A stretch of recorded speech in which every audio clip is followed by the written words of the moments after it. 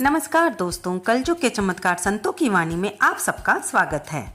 दोस्तों, आज की वीडियो में हम आपके लिए लाए हैं कामिका एकादशी की सारी जानकारी।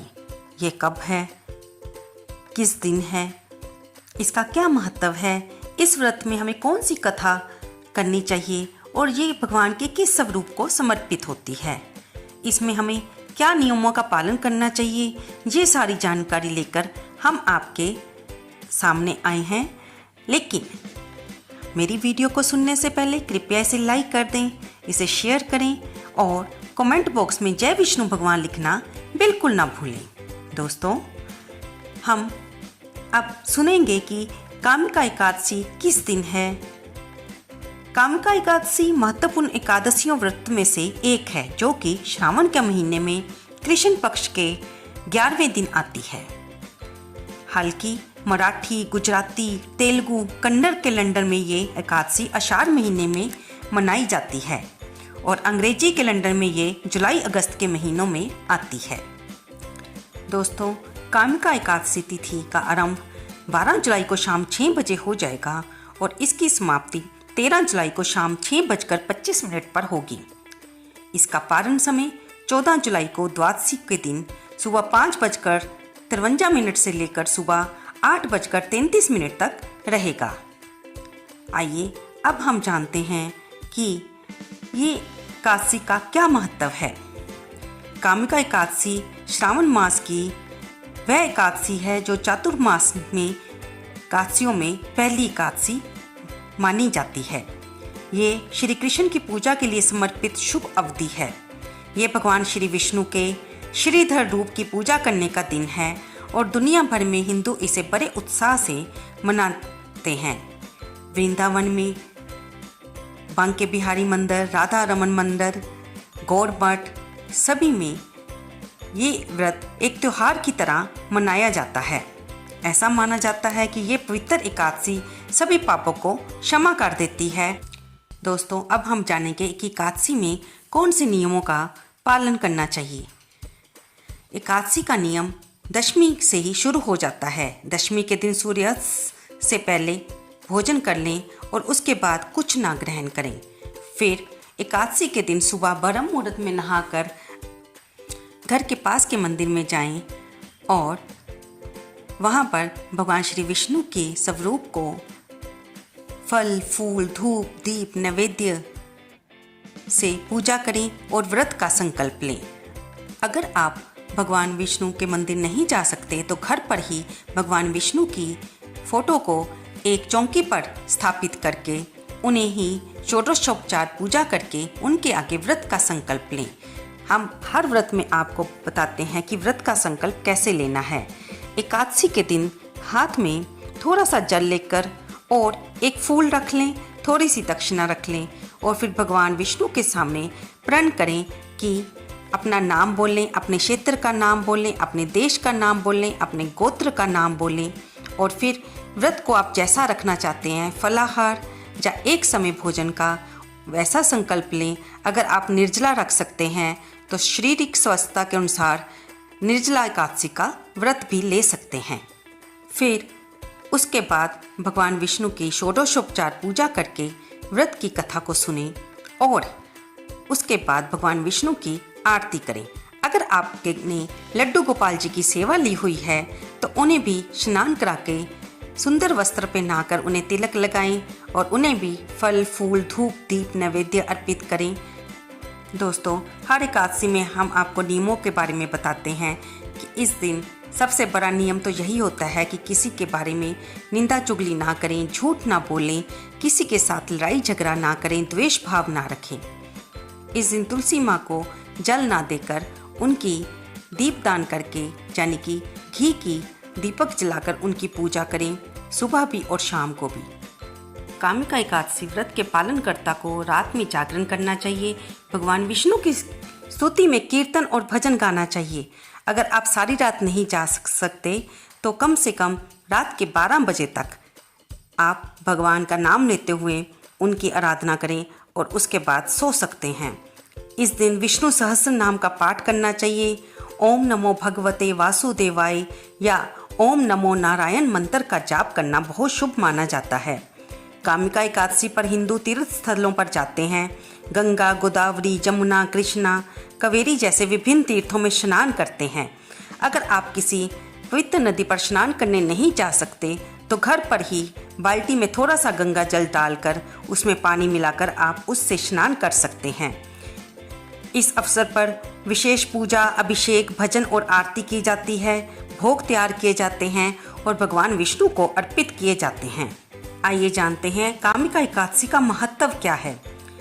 कामिका एकादशी के महत्व के बारे में ब्रह्म वैवर्त पुराण में आता है कि जो कोई भी इस व्रत को करता है उसे महान मूल्यों का लाभ मिलता है। कामिका एकादशी व्रत अपने पालनकर्ता की इच्छाओं को पूरा करता है और उन्हें समृद्ध जीवन का आशीर्वाद देता है। ये उन्हें आध्यात्मिकता के पथ पर ले जाता है और अंततः उन्हें सर्वोच्च निर्माता तक ले जाता है। इसलिए ये सही कहा जा सकता है कि कामिका एकादशी व्रत के करने से व्यक्ति को कभी भी यमपुरी के मार्ग पर नहीं चलना पड़ेगा। उसे एकादशी का व्रत रखने पर भगवान विष्णु के निवास वैकुंठ में दिव्य स्थान प्राप्त होगा। लेकिन दोस्तों, यहाँ पे एक शर्त ये भी आती है कि व्रत को हमें पूरे श्रद्धा और भाव से करना चाहिए। संस्कृत में काम का अर्थ होता है इच्छा। कामी वह व्यक्ति है जो इच्छा करता है और कामिक इच्छा से संबंधित वस्तु है। इसलिए कामिका एकादशी नाम को इच्छुक लोगों द्वारा सबसे अधिक पसंद की जाने वाली सबसे वांछित एकादशी के रूप में समझा जा सकता है, क्योंकि ये सभी पापों से मुक्ति की प्राप्ति की सुविधा प्रदान करती है। यहाँ तक कि ब्राह्मण की हत्या और गर्भपात जैसे गंभीर पापों से भी मुक्ति मिलती है। कलयुग में मनुष्य इस एकादशी को इसलिए अधिक पसंद करते हैं क्योंकि इस युग में पापों का बोझ सबसे अधिक होता है और कौन नहीं चाहता कि जाने अनजाने किए हुए अपराधों से छुटकारा मिल जाए। दोस्तों, एक तो कामिका एकादशी का पवित्र व्रत वो भी वीरवार के दिन आ रहा है। वीरवार यानी कि गुरुवार, जो कि भगवान विष्णु को ही समर्पित होता है। और लोग बृहस्पतिवार का व्रत भी रखते हैं।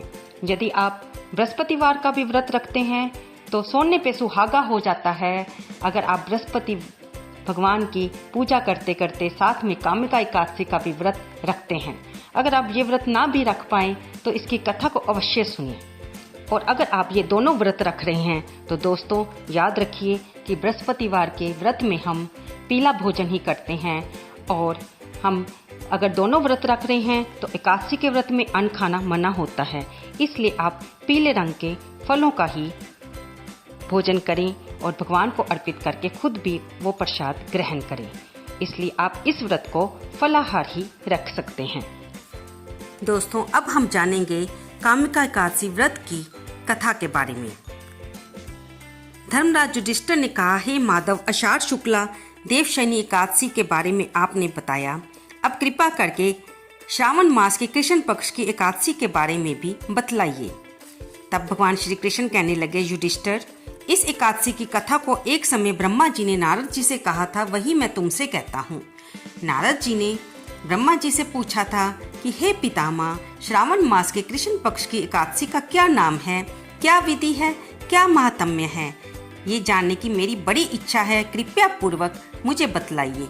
तब भगवान श्री कृष्ण ने कहा, हे राजन, ब्रह्मा जी ने नारद जी को जो कुछ बतलाया वह मैं तुम्हें कहता हूँ। ब्रह्मा जी ने कहा था, हे देव ऋषि नारद, लोक कल्याण की भावना से आपने बहुत ही अच्छा प्रश्न किया है। अब मैं जो पावन कथा आपसे कहता हूँ उसे आप सचेत होकर सुनो। श्रावण मास के कृष्ण पक्ष की इस एकादशी का नाम कामिका है और दूसरा नाम पवित्रा एकादशी भी है। इस एकादशी की कथा सुनने मात्र से वाजपेय यज्ञ का फल मिलता है।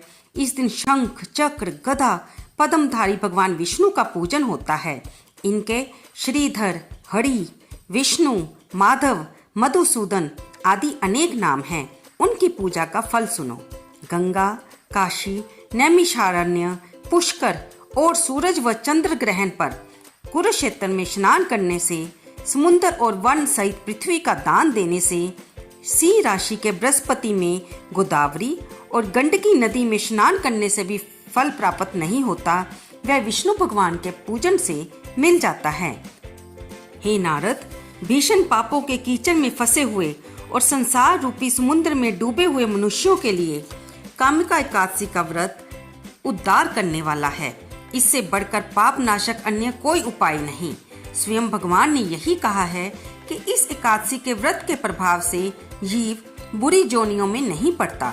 इस एकादशी को भक्ति पूर्वक भगवान को तुलसी दल अर्पण करने वाले संसार में ऐसे रहते हैं जैसे जल में कमल।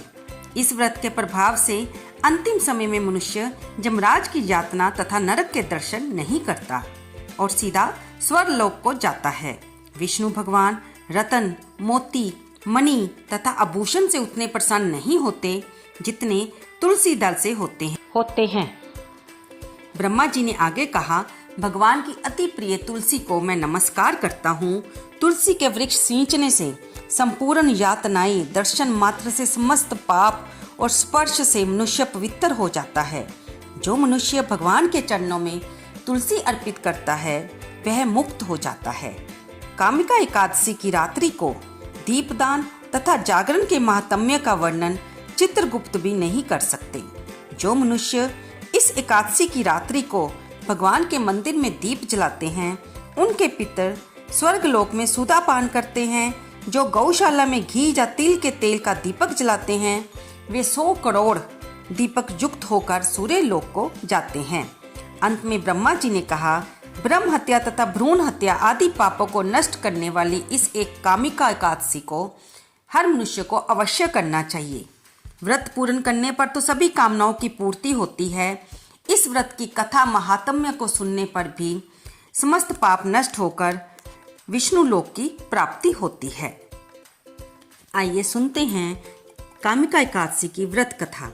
एक गांव में एक वीर क्षत्रिय रहता था। एक दिन किसी कारणवश उसकी ब्राह्मण से हाथापाई हो गई और ब्राह्मण की मृत्यु हो गई।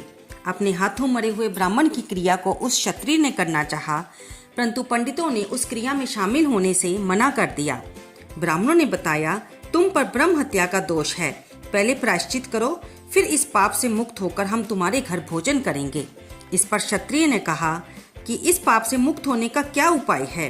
तब ब्राह्मणों ने बताया कि श्रावण माह के कृष्ण पक्ष की एकादशी को भक्ति भाव से भगवान श्रीधर का व्रत एवं पूजन करके ब्राह्मणों को भोजन करा के सदक्षिणा के साथ आशीर्वाद प्राप्त करने से तुम्हें इस ब्रह्म हत्या से मुक्ति मिलेगी।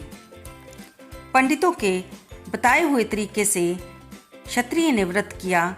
तब उसे रात में भगवान श्रीधर ने दर्शन देकर कहा कि मैं इस व्रत को रखने से तुमसे प्रसन्न हूँ और तुम्हें ब्रह्म हत्या के पाप से मुक्त करता हूँ। तो इससे हमें पता चलता है कि इस व्रत के करने से ब्रह्म हत्या आदि के सभी पाप नष्ट हो जाते हैं और इस लोक में भी प्राणी सुख होकर अंत में विष्णु लोक को जाते हैं।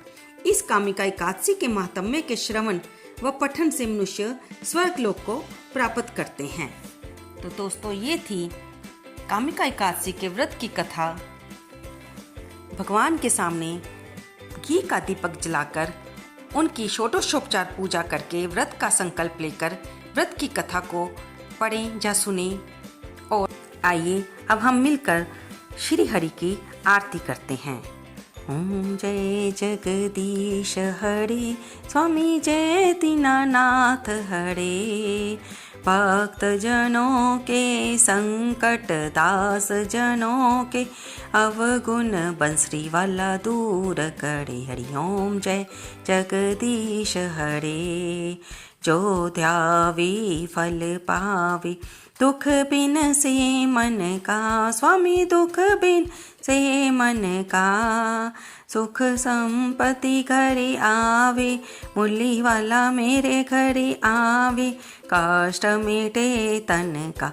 ओम जय जगदीश हरे, मात पिता तुम मेरे, शरण पढ़ूं मैं किसकी, स्वामी शरण पढ़ूं किसकी, तुम बिनी और न दूजा, प्रभु बिनी और न दूजा, आस करूं मैं जिसकी। हरि ओम जय जगदीश हरे, तुम पूरन परमात्म, तुम्हें अंतर्यामी, स्वामी तुम्हें अंतर्यामी, पार ब्रह्म परमेश्वर, पार ब्रह्म जगदीश्वर, तुम सबके स्वामी। हरि ओम जय जगदीश हरे।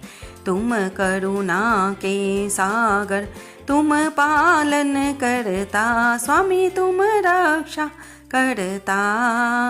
मैं मूरख कल कामी, मैं सेवक तुम स्वामी, कृपा करो बढ़ता। हरि ओम जय जगदीश हरे। तुम हो एक अगोचर, सबके प्राणपति, स्वामी सबके प्राणपति।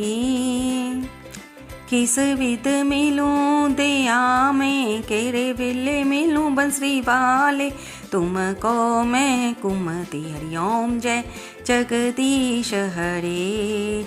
दीन बंधु दुख हरता, ठाकुर तुम मेरे, स्वामी रक्षक तुम मेरे। अपने हाथ उठाओ, दया वाले चरनी लगाओ, द्वार पड़ा मैं तेरे। ओम जय जगदीश हरे। विषय विकार मिटाओ, पाप हरो देवा, स्वामी कष्ट हरो देवा। श्रद्धा भक्ति बढ़ाओ, हृदय प्रेम बढ़ाओ, संतन हरि सेवा। हरि ओम जय जगदीश हरे। श्याम सुंदर जी की आरती जो कोई नर गावे, स्वामी जो तेरे दर आवे। कहत शिवानंद स्वामी, जपत हरि हर स्वामी, मन वांछित फल पावे। हरि ओम जय जगदीश हरे। जय जगदीश हरे, स्वामी जय दीनानाथ हरे। भगवान जय जय राधे श्याम हरे। भक्त जनों के संकट, दास जनों के अवगुण, बंसरी वाला दूर करे। ओम जय जगदीश हरे। बोलिए विष्णु भगवान की जय। तो दोस्तों, ये सारी जानकारी थी कामिका एकादशी का व्रत के बारे में। इसका क्या महत्व है, इस व्रत में हमें कौन सी कथा करनी चाहिए, इस व्रत में हमें क्या रखना चाहिए, इस व्रत में हमें किन नियमों का पालन करना चाहिए और इस व्रत का क्या महत्व है, ये सारी जानकारी हमने आपको एक ही वीडियो में आरती के सहित उपलब्ध कराई है, ताकि आप अगर घर से काम के लिए जाते हैं तो आप इसे अपनी कार में भी सुन सकते हैं, अपने रसोई में भी घर का काम करते हुए सुन सकते हैं और पुण्य की प्राप्ति कर सकते हैं। आपको ये वीडियो कैसी लगी? कृपया इसे लाइक करें, शेयर करें और कमेंट बॉक्स में जय विष्णु भगवान लिखना ना भूलें। धन्यवाद दोस्तों।